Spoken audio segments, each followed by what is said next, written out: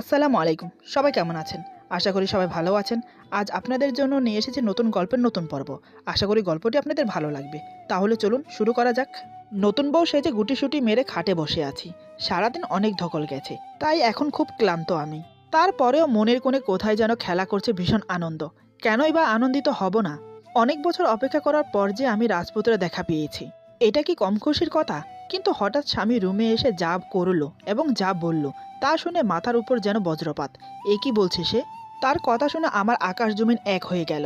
এরপর যা হলো, আমার নাম তানিয়া আক্তার। ফ্যামিলিতে মা বাবা দুই ভাই আর আমি আছি। বড় ভাই দুইজন বিজনেস করে। বাবার সব দায়িত্ব ভাইয়াদের উপর দিয়ে এখন ঘরেই আছে। বড় ভাই দুজন বিয়ে করেছে। দুই ভাবি মিলে পুরো সংসার সামলায়। তাই মাকেও আর সংসারের হাল ধরতে হয়নি। আমি এমএ কমপ্লিট করেছি। দেখতে বিশ্ব সুন্দরী না হলেও মোটামুটি সুন্দরী। গায়ের রং উজ্জ্বল শ্যামলা, ঘন কালো লম্বা চুল, শরীরের ফিগার মোটামুটি আকর্ষণীয়। সব মিলিয়ে মোট কথা বলতে গেলে ততটা খারাপ না। মা বাবার ইচ্ছে আমাকে বিয়ে দেবে। আমিও আর আপত্তি করলাম না, কারণ বয়স হয়েছে। কখন কি হয়ে যায় বলা যায় না। তাই আর না করতে পারলাম না। প্রায় 1 মাস ধরে পাত্র দেখার পর একজনকে তাদের পছন্দ হলো। তাদের বলতে ভুল হবে, মানে আমারও পছন্দ হয়েছে। ছেলে দেখতে বেশ দারুণ, দেখতে হ্যান্ডসাম, যেমনটা আমি চেয়েছি। আমাকে ছেলের পছন্দ হয়েছে কিনা সেটা জানি না, তবে ছেলের মা বাবার আমাকে খুব পছন্দ হয়েছে। তারা আমাকে প্রথম দেখাতেই বিয়ের দিন পাকা করে ফেলে। বেশি দেরি করতে চায় না, তাই আগামী শুক্রবার বিয়ে ঠিক করলো। দেখতে দেখতে সেই দিনও চলে এলো। আজ আমার বিয়ে হলো খুব ধুমধামের সাথে। বিয়েতে তেমন ঝামেলাই হলো না। সন্ধ্যার দিকে সবার থেকে বিদায় নিয়ে চলে এলাম শ্বশুর বাড়িতে।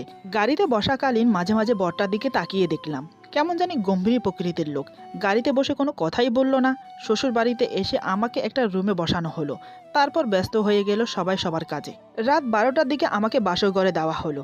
মনের ভিতর অজানা একটা ভয় কাজ করছে। আবার খুব এক্সাইটেড হয়ে আছি, কারণ নতুন বউ সেজে গুটিসুটি মেরে খাটে বসে আছে। সারাদিন অনেক ধকল গেছে, তাই এখন খুব ক্লান্ত আমি। তারপরেও মনের কোণে কোথায় যেন খেলা করছে ভীষণ আনন্দ। কেনই বা আনন্দিত হব না? অনেক বছর অপেক্ষার পর যে আমি রাজপুতের দেখা পেয়েছি। এটা কি কম খুশির কথা? কিন্তু রাজপুত বাসর ঘরে আসতে এত দেরি করছে কেন? কোনো সমস্যা হয়নি তো আবার? আমার কপালে একটু দুশ্চিন্তার ভাঁজ পড়ল। হঠাৎ কার পায়ের আওয়াজ। আমি লাজুক মুখ নিয়ে আর চোখে দরজার দিকে তাকালাম। হ্যাঁ, ছোট ছোট পা ফেলে আসছে আমার বর। চোখ বন্ধ করে কল্পনা করছি, এখন আমার বর ধীরে ধীরে আমার পাশে এসে বসবে। তারপর আমার ঘুমটা সরাবে। আমি লজ্জা পেয়ে চোখ বন্ধ করে নেব। সে আমার চিবুক ধরে মুখ উপরের দিকে উঠিয়ে বলবে, তোমাকে অপূর্ব লাগছে। কোনো হরির চেয়ে কম না তুমি। আমি অনেক ভাগ্যবান যে তোমার মতো স্ত্রী পেয়েছি। এই বলে আমার কপালে চুমো দেবে। আমি আরও লজ্জা পাবো। সে আমার লজ্জা ভাঙানোর জন্য আমাকে শক্ত করে জড়িয়ে ধরবে। তারপর আমাকে চুমো দিয়ে ভরিয়ে দেবে। আমি লজ্জায় কিছু না বলে তাকে জড়িয়ে ধরবো। সে আমার ঠোঁটে আলতো করে কিস করবে। তার আদরে আমি শিহরিত হব। কল্পনার জগতে অনেক কিছুই হয়। বাস্তবে কি সব কিছু সত্যি হয়? হয়তোবা হয়, হয়তোবা না। হঠাৎ সম্বিত পেয়ে বাস্তবে ফিরলাম। কিন্তু এ কি? বর আমার পাশে না বসে ঘরের এক কোণে চুপচাপ দাঁড়িয়ে রইল কেন? কি হলো তার? তাকে এমন বিধ্বস্ত লাগছে কেন? সে কি কোনো কথা বলবে না? কিছুক্ষণ অপেক্ষা করলাম আমি, কিন্তু না, বর তখনও নীরব। শেষমেশ আমি লজ্জা ভেঙে নিজেই জিজ্ঞেস করি, এই যে শুনছো, তোমার কি শরীর খারাপ লাগছে? কোনো উত্তর এলো না বরের কাছ থেকে। আমি আবার জিজ্ঞেস করলাম, কি ব্যাপার, কিছু বলো।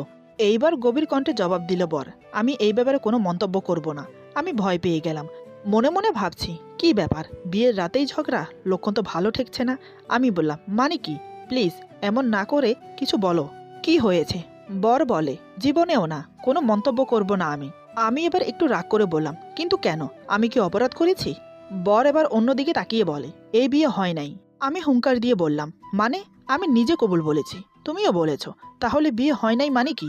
উল্টোপাল্টা বলছো কেন? বর বলে, একটি স্বচ্ছ, নিরপেক্ষ ও আন্তর্জাতিক মানের বিয়ে হতে হবে। তা না হলে আমি বিয়ে মানি না, মানব না। আমি বললাম, এ আবার কেমন কথা? আর এসব কি আবোল তাবোল বলছো? স্বচ্ছ, নিরপেক্ষ, আন্তর্জাতিক মানের বিয়ে, এও আবার হয় নাকি? আমি তো জন্মেও শুনিনি এমন বিয়ে বলে কিছু আছে। সারা বিশ্বজুড়ে ইসলামিক মোতাবেক যেভাবে বিয়ে হয়, ঠিক সেভাবে মেনেই আমাদের বিয়ে হয়েছে। তাহলে এ বিয়ে হয়নি কিভাবে? বর বলে, বললাম তো, এ বিয়ে হয়নি, আমি মানি না, আর মরে গেলেও মানব না। আমার মাথায় রাগ উঠে গেল। বাসর রাতে বরের সাথে ঝগড়া করে বাপের বাড়ি চলে এলাম। ভণ্ডদের আমি বড় ঘৃণা করি। ওইদিকে ওই বরের পরে আর বিয়ে হয়নি। স্বচ্ছ, নিরপেক্ষ ও আন্তর্জাতিক মানের বিয়ে আর বউ খুঁজতে খুঁজতে তার যৌবন কেটে গেল। সৃজনশীল প্রশ্ন উত্তর। ক, ওই বরের পরিচয় দাও। খ, স্বচ্ছ, নিরপেক্ষ ও আন্তর্জাতিক মানের বিয়ে বলতে কি বোঝো? গ, আলোচ অনুচ্ছেদ বরের শরম আছে বলে তুমি মনে করো কি? না থাকলে কেন নেই? প্রশ্নগুলোর উত্তর কে কে জানো কমেন্টে জানাবে। আশা রইল, আশা করি গল্পটি তোমাদের ভালো লাগবে। যদি ভালো লাগে তাহলে লাইক, কমেন্ট এবং সাবস্ক্রাইব করে আমাদের পাশে থাকো। পাশে থাকা বেল আইকন প্রেস করে দেবে, তাহলে আমাদের নিত্য নতুন ভিডিও তোমাদের কাছে পৌঁছে যাবে। বন্ধুদের সাথে বেশি বেশি করে শেয়ার করবে। আল্লাহ হাফেজ।